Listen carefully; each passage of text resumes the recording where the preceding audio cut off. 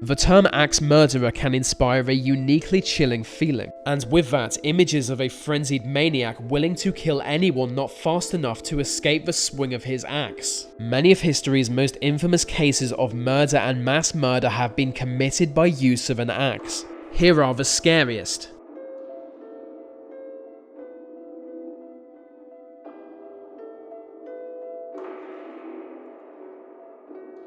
Ava Duggan was a prostitute turned housekeeper. In 1927, her employer, you could say, gave her the axe. Enraged by her loss of employment, she took a real axe and brutally murdered him. She then buried his body and stole his car. Police were baffled by the pair's disappearance, but having a car in those days, Duggan was soon found. She was sent to prison for auto theft as they had no idea she butchered her employer. But 9 months into her sentence, the corpse was discovered by a man camping. It became clear she murdered him with an axe and she was sentenced to death. It was execution by hanging, but something went wrong. The rope snapped and took her head clean off. Some witnesses were so shocked by her decapitation that they fainted. Known as the cannibal of Zeebies, Karl Denke was terrifying. He seemed like an ordinary man to friends and family, but police eventually realized he was a brutal murderer. In 1924, a man with bloody visible wounds ran into a police station. He said Denke had tried to kill him with an axe. In Denke's home, police found glass jars of human flesh pickling. Before admitting to his crimes, he hanged himself in prison. We now know he murdered at least 42 victims and consumed the flesh of many. Police were unable to explain his actions, and local children soon told stories of Karl the Vampire. It's said that what human flesh he didn't consume he would sell to local butchers, claiming it was pig meat. The Axman of New Orleans. This strange killer was known to break into homes at night and brutally murder those inside. Hacking them to death, he would leave a bloody axe at the crime scene and disappear into the night. In 12 attacks, he left 6 people dead, often slashing their throats and burying the axe into their skulls. Local legends speculated he was a mob hitman, as his victims were mostly Italian, or that he was a demon sent by the devil. In 1919, a letter was sent to local newspapers that was supposedly written by the axeman. It was addressed as being sent from hell, and in it he claims to not be human. He also claimed that only playing jazz music can protect against his attacks. The Axman was never identified. His killings simply stopped, which left people wondering if he really was a demon. Lizzie Borden might be history's most infamous axe murderer, which is interesting because technically she was innocent, as she was never proven guilty. In 1892, her father and stepmother were found dead. Police concluded they had been hacked to death with an axe. It was an especially brutal incident, with the stepmother being axed 18 times and her father being axed 11 times. The only sign other than their corpses was an axe head in the basement. Lizzie Borden was at the home when the murders happened and her alibi was shaky at best. She claimed to be in the barn outside, but police found no sign of her being there. She was put on trial for the murders, and the crime was so brutal that local press made her out to be a monster. They made it seem like she was definitely guilty. And she might have been. She was found innocent due to a lack of evidence, partly because she burned as much evidence as possible before the trial. Despite this, she has gone down in history as an infamous axe murderer who got away with it.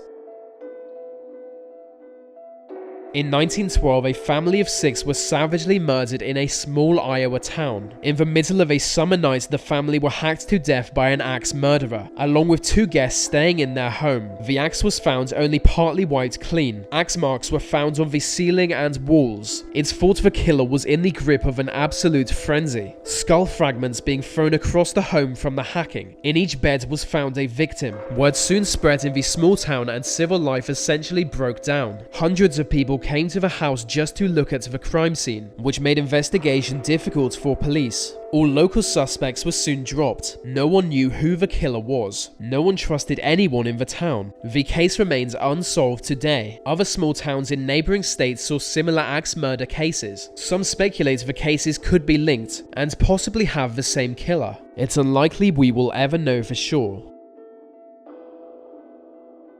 In 1878, a family of 4 were discovered dead. Their murders were so brutal it left them unrecognizable. What was clear is that an axe was the murder weapon, leaving their skulls crushed and no longer able to contain brains. The crime was reported by a mysterious man called Pierre Provost. He walked to a neighbor's house to report it. First reporters of crimes often become the first suspects, so Provost was under suspicion from day one. It was made worse when they found out he was living with the family at the time. He claims to have heard the murders taking place and escaped out of a window. Police investigated the window and it hadn't been opened for so long it was covered in cobwebs. He was clearly guilty of the axe murders, so he hanged himself in jail. In 1828, there was a merchant ship resting in Southern Ireland. It was set to transport mules to Barbados, which sounds exactly like a ship I'd love to work on. But that would have been a mistake because 7 of its crew members were brutally murdered. They were murdered by the ship's captain, William Stewart. For reasons not quite clear, he believed they were about to commit mutiny and take control of the ship. So each member was brought in front of the captain and tied up while under threat of being shot. All the while, he was ranting about their apparent conspiracy to mutiny. When they were restrained, Captain Stewart proceeded to murder 7 of them with an axe. One by one, he hacked into the crew members until they were dead. The captain was put on trial where the jury heard he was insane and committed the act while in the grip of madness. And on that basis, the jury couldn't call him a murderer. They ruled him not guilty due to derangement. He was sent to a mental asylum where he later killed a hospital worker. This story was largely forgotten until a few years ago when it was mentioned in a book. In the 1930s and 40s, the press and politicians linked marijuana to violent crime, claiming it drives people mad and dangerous. One of the ways they swayed public opinion was by pointing to a 1933 mass murder. Victor Lissata took an axe to his parents, 2 brothers, his sister, and a dog. When questioned by police, he claimed they had stolen his arms, and as revenge, he knocked them unconscious with an axe. He seemed unaware they were all dead. He admitted smoking marijuana not long before the killings. Looking back now, he might have been schizophrenic, but his madness was blamed on marijuana. He was sent to a lunatic asylum where they called him the Mad Axman. In 1993, a family of 4 was massacred in a small Australian town. With a population below 1,000, Greenough isn't familiar with violent crime. So when an entire family was found massacred, it's fair to say people lost their minds. Karen Mackenzie and her 3 children were the victims, hacked to death by an axe-wielding maniac. Police concluded some details of the attack were so shocking the public should never know them. And still today, such details are kept secret. Some police were so traumatized by the investigation they retired from law enforcement. The mass murder inspired many to call for the death penalty to be reintroduced. When 22-year-old Bill Mitchell entered the home, he killed the 16-year-old boy and then took the axe to his sleeping family members. It was 5 weeks before the killer was arrested, and those 5 weeks were uncomfortable for anyone living nearby.